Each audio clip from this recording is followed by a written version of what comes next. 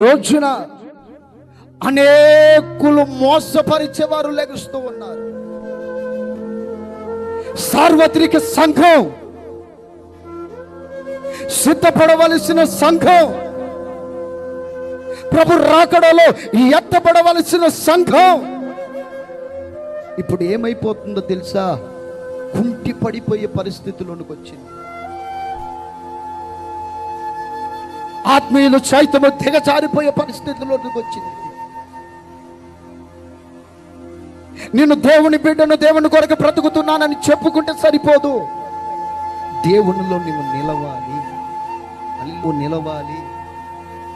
క్రైస్తవులమైన మనం, దేవుని పిల్లలమైన మనం, ప్రభు కొరకు సిద్ధపడుతున్న మనం ఇంతకీ ఆదివారం ఆరాధన చేయాలా, శనివారం ఆరాధన చేయాలి?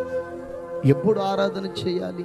ప్రభు అంటున్నాడు యోహాను సువార్తడు, ఆత్మతోనూ సత్యముతోనూ యథార్థ హృదయము కలిగి ప్రభుని ఆరాధన చేయాలి.